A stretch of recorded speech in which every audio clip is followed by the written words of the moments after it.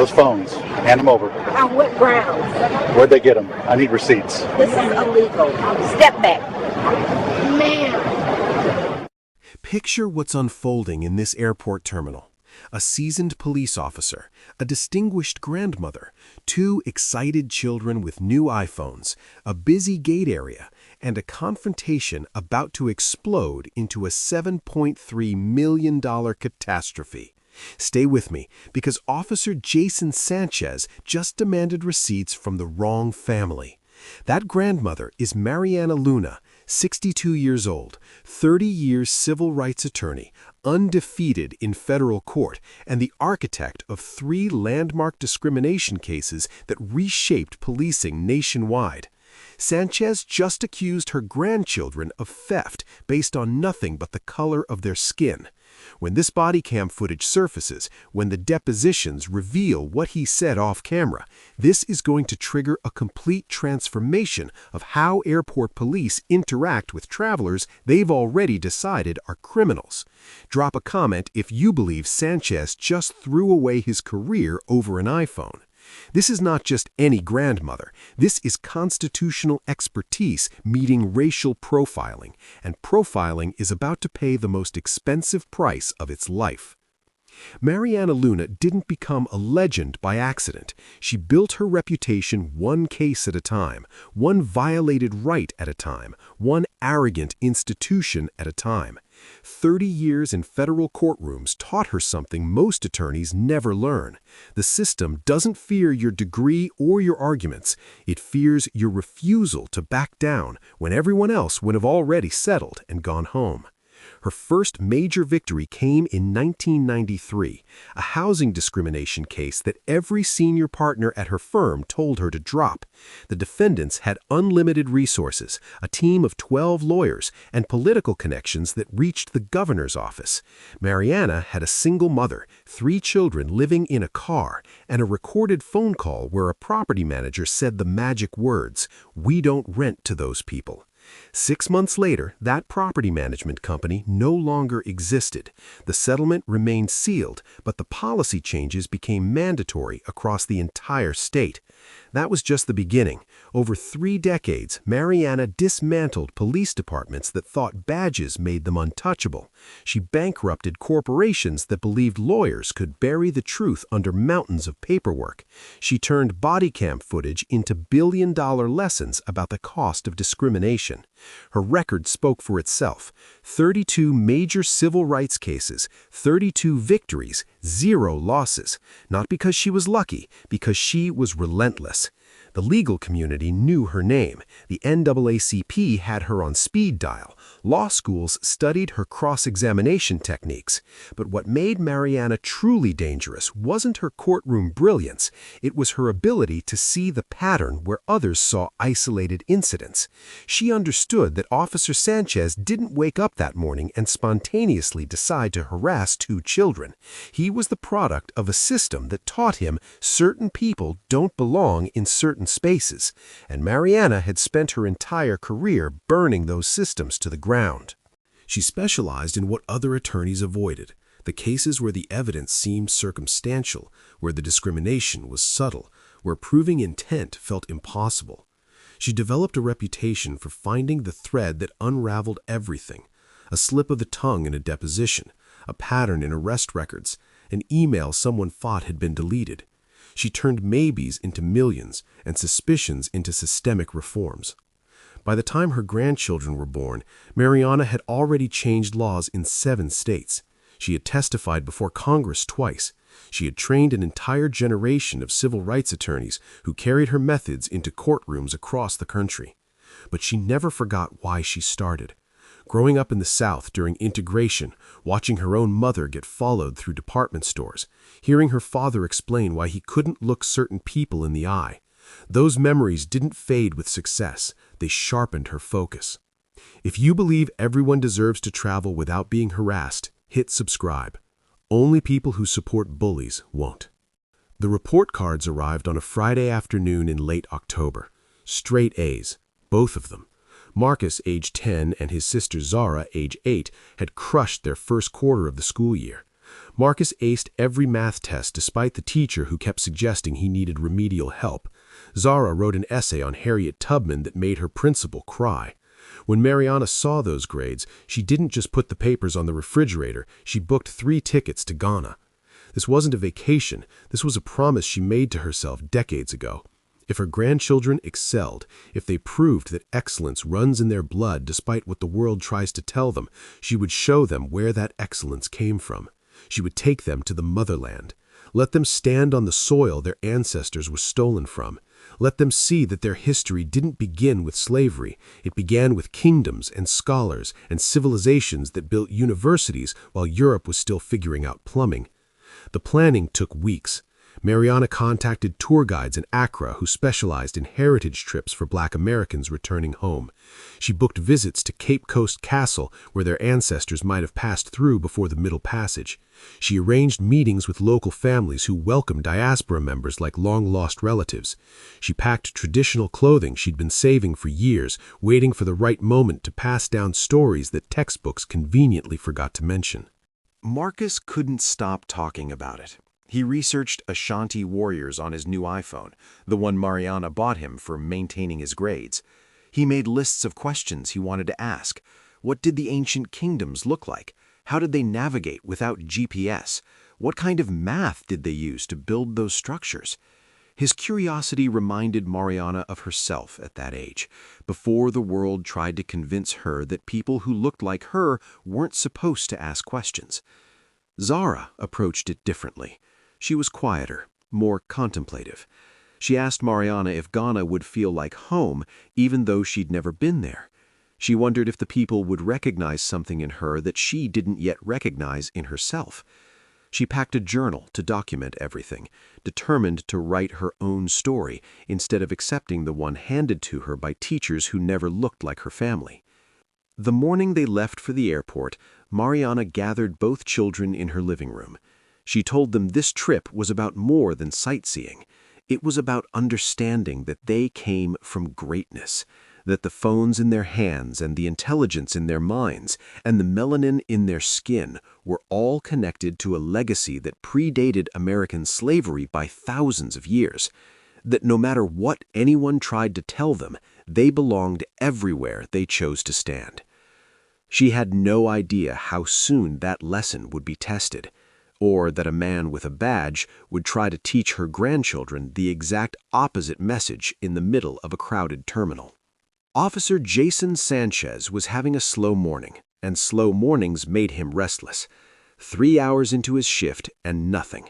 No suspicious luggage, no arguments at the security checkpoint, no opportunities to remind people that he was the authority in this terminal.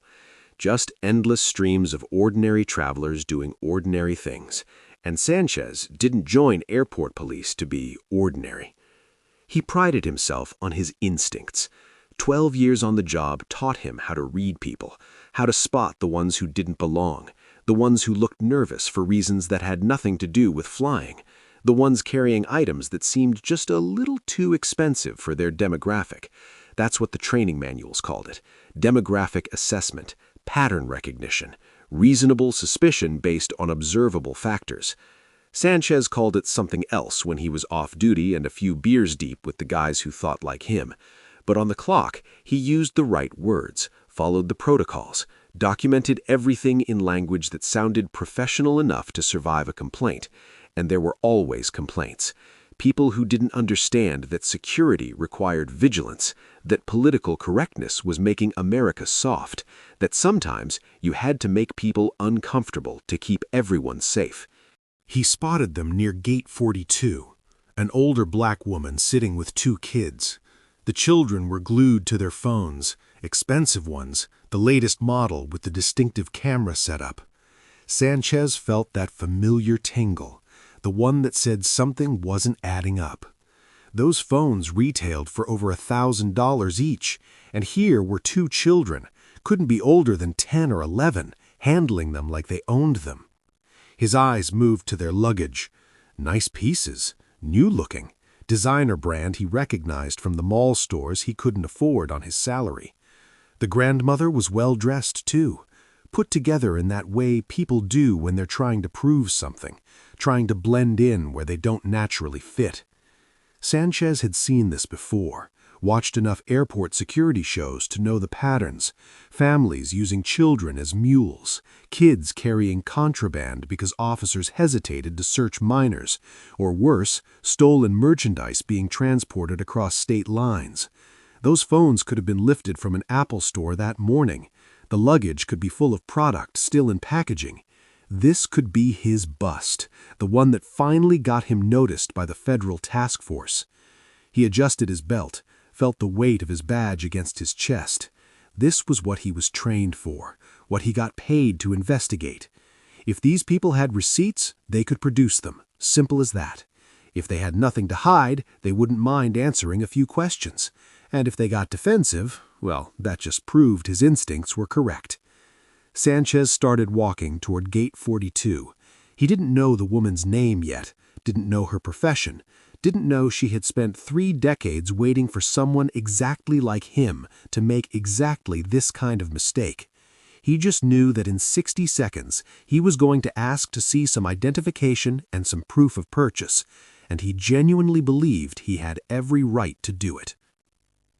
Sanchez's shadow fell across the children before his voice did. Marcus looked up first, instinctively clutching his phone tighter. Zara's hands went still mid-swipe, her eyes widening at the uniform looming over their row of seats. Those phones, Sanchez's voice carried that particular blend of authority and accusation that cops perfect over years of assuming guilt. Where'd you get them? Mariana's head turned slowly. She'd been reading a legal brief on her tablet, half listening to the gate announcements. But that tone, she knew that tone, had heard it in depositions and body camera footage and recorded 911 calls.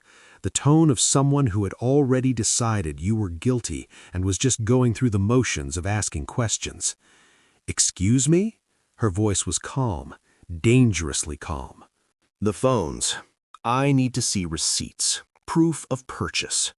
Sanchez shifted his weight, one hand drifting toward his belt in that practiced gesture designed to remind people he had weapons. Kids that age don't usually carry devices that expensive unless there's a reason to ask questions. Marcus's grip tightened until his knuckles went pale. Zara looked at her grandmother, confusion mixing with something worse, something that looked like shame, like maybe she'd done something wrong just by existing in this space with something nice. Mariana stood up, 5'4" in her sensible travel shoes, but somehow she occupied twice the space Sanchez did. "Officer, are you detaining us?" "I'm conducting a routine security inquiry." "Based on what reasonable suspicion?" Sanchez's jaw tightened.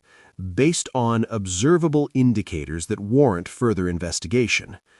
"Observable indicators?" Mariana's voice shifted. Anyone who had faced her in a courtroom would have recognized the change. The grandmother disappeared. The attorney emerged. "You mean you observed 2 black children with expensive phones and decided they must have stolen them? That's your reasonable suspicion?" "Ma'am, I'm going to need you to cooperate." "I am cooperating. I'm cooperating by informing you that you were violating the Fourth Amendment rights of 2 minors based on nothing but their appearance. I'm cooperating by recording this interaction." She raised her own phone, camera already activated, timestamp running. "Please state your badge number for the record." "Put that down. I have every legal right to record a public official performing their duties in a public space. Badge number, now." The children watched their grandmother transform. Sanchez had seen her stern before, seen her serious, but this was different. This was power. Zara stopped gripping her phone like it was evidence of a crime and started watching Sanchez with new eyes, eyes that saw him shrinking. "Those phones need to be examined. On what grounds? Cite the statute, give me the legal justification, or admit that you stopped my grandchildren because you don't think black families can afford nice things." Sanchez's face flushed. Around them, travelers were starting to notice. Phones were coming out. Passengers at adjacent gates were turning to watch. The viral moment was already forming, and Sanchez could feel it happening, but his pride wouldn't let him back down. "I can have TSA detain all 3 of you." "Do it. Please, I would love for you to escalate this. I would absolutely love to see how your superiors explain detaining a decorated civil rights attorney and her minor grandchildren over iPhones. Sanchez reached for his radio. The movement was deliberate, theatrical, designed to intimidate. Dispatch, I need TSA backup at Gate 42. Possible theft investigation, 3 subjects refusing to cooperate. 3 subjects. Mariana's voice cut through the static like a scalpel. Officer, for the record, what specifically have we refused to cooperate with? Your illegal search, your baseless accusation, or your assumption that we're criminals? Her phone was still raised, still recording. The red dot in the corner of her screen captured everything. Sanchez's flushed face, his hand hovering near his weapon, the way Marcus and Zara sat frozen, their childhood innocence colliding with the adult reality that some people would always see them as threats first and children second. You're obstructing a security investigation. There is no investigation. There's a fishing expedition based on racial profiling. 4th Amendment, Officer Sanchez. She read his nameplate without flinching. The right of the people to be secure in their persons, houses, papers, and effects against unreasonable searches and seizures shall not be violated. Unreasonable. You have no probable cause, no reasonable articulable suspicion, just prejudice wearing a badge. A small crowd had formed. Business travelers with laptops, families with strollers, a teenager filming on his own phone. Sanchez noticed them, and his voice dropped to something he probably thought was threatening but came out desperate. If you don't produce receipts for those devices right now, I'm adding you to the no-fly list, all 3 of you. See how far you get to wherever you're going. Marcus made a small sound, almost a whimper. The threat hit him harder than any physical blow could have. The trip to Ghana, meeting their ancestors' homeland, all of it evaporating because a man with a badge decided they didn't deserve to have nice things. Mariana's expression didn't change, but her voice gained an edge that could cut steel. You're threatening to violate our constitutional right to travel because we won't submit to your illegal search? Say that again, louder. Make sure my recording gets every word. This isn't a game. You're absolutely right. This isn't a game. This is your career. This is a federal civil rights violation.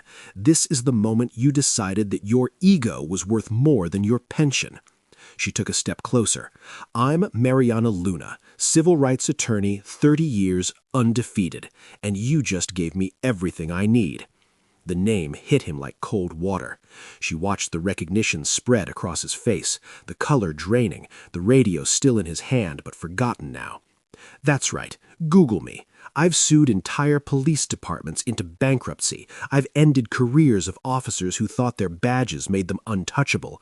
And you, Officer Sanchez, you just accused my grandchildren of theft while threatening to strand us in this airport because I wouldn't let you violate our rights. TSA agents were approaching now, responding to his call, but Sanchez's hand was already dropping from his radio. His mouth was opening to say something, anything, to walk this back. Too late. Mariana's phone was still recording. The crowd was still watching, and somewhere in a server a video was already uploading that would cost the city $7.3 million. Mariana reached into her purse with the calm precision of a surgeon selecting an instrument. Her fingers found the small leather case that held her business cards, cards she'd carried for 3 decades, cards that had been handed to corporate lawyers, police chiefs, city attorneys, and every variety of person who thought they could intimidate her into silence. She pulled one out. Heavy stock, embossed lettering, the kind of card that announced you weren't playing games before a single word was read. Here, she extended it toward Sanchez, since you're going to need this for the lawsuit. His hand shook when he took it, actually shook. The TSA agents had arrived, standing awkwardly to the side, sensing they'd walked into something that had nothing to do with security and everything to do with a massive mistake in progress. Sanchez read the card, then read it again. His Adam's apple bobbed as he swallowed. Mariana Luna, civil rights attorney, partner Luna and Associates, constitutional law specialist. Below that, a list of credentials that read like a nightmare for anyone in law enforcement. Board certified, federal court admitted, specialization in police misconduct and 4th Amendment violations. a phone number that city attorneys across 7 states had programmed into their phones under Do Not Ignore. "Oh, God." The words escaped Sanchez's mouth in a whisper. His face had gone from flushed to gray. The TSA agents exchanged glances, backing up half a step as if incompetence might be contagious. "You know what's interesting, Officer Sanchez?" Mariana's voice remained perfectly level. "In about 30 seconds, you're going to realize that this interaction is being recorded on your body cam, too. Department policy, always recording during passenger interactions. And that footage, combined with my footage and that gentleman's footage," she gestured to the teenager still filming, "is going to paint a very clear picture of what happened here." Sanchez looked down at his body cam. The small green light confirmed it had been recording the entire encounter. Every word, every threat, every baseless accusation, all preserved in high definition. I was just... His training was failing him. The scripts he'd used 100 times before weren't working, because this wasn't some terrified traveler who would back down. This was someone who knew the law better than he did. Someone who had built a career on moments exactly like this. "You were just what? Doing your job? Keeping people safe?" Mariana tilted her head. "Or were you racially profiling 2 children because you assumed black families can't afford nice things? Choose your next words carefully. They're going to be quoted in federal court." One of the TSA agents cleared his throat. "Ma'am, we apologize for the confusion. There's clearly been a misunderstanding." "There's been no misunderstanding. Officer Sanchez understood perfectly well what he was doing. He just didn't understand who he was doing it to." She looked back at Sanchez, whose hands were now trembling visibly. "Keep the card. You're going to want to show it to your union rep, and your lawyer, and probably your wife when you're explaining why you don't have a pension anymore." Marcus and Zara watched their grandmother with something approaching awe. This was power. Real power. Not the fake authority of a badge and a gun, but the earned power of knowledge and experience and absolute certainty that she was right. Hit subscribe if you love seeing justice served. Corrupt officials definitely won't want you to. The teenager posted his video before they even boarded the plane. 12 seconds of Sanchez demanding receipts, 20 seconds of Mariana handing him her business card, 8 seconds of his face draining of color. Caption: "Cop racially profiles wrong grandma at airport. She's a civil rights lawyer. Watch him die inside." It hit 10,000 views before takeoff, 100,000 by the time they landed in Accra, 1 million before Mariana checked into their hotel. By the time the sun rose over Cape Coast Castle, the video had been shared by civil rights organizations, legal Twitter, Black Twitter, and that corner of the internet that lived for watching people who abuse power face consequences. 10 million views in 24 hours. The comment section became a masterclass in digital accountability, lawyers dissecting every legal violation, former airport employees confirming that Sanchez had a reputation, people sharing their own stories of being stopped, searched, and humiliated in spaces where they had every right to exist. The hashtag #WrongGrandmother trended worldwide. News outlets picked it up by hour 30, local stations first, then regional, then national. CNN legal analysts broke down the Fourth Amendment violations in prime time. MSNBC interviewed 3 of Mariana's former clients, all of whom had similar stories about officers who thought badges made them immune to consequences. Fox News tried to frame it as a misunderstanding until the full footage dropped and made that narrative impossible to sustain. The full footage was the kill shot. Someone submitted a FOIA request for Sanchez's body cam within hours of the video going viral. The airport authority tried to stall, claimed it needed time to review, cited privacy concerns, but Mariana's firm had filed lawsuits before breakfast, and judges who recognized her name fast-tracked the requests. When the body cam footage went public, it was worse than anyone imagined. Audio caught Sanchez muttering under his breath before approaching the family, words he thought the camera wouldn't pick up, slurs that ended careers, assumptions that proved this wasn't about security, it was about control, about reminding certain people that airports, like country clubs and gated communities and everywhere else, belonged to people who looked like him. The airport authorities' first statement was a disaster. "We take all complaints seriously and are conducting a thorough internal review." Social media tore it apart within minutes. An internal review meant nothing.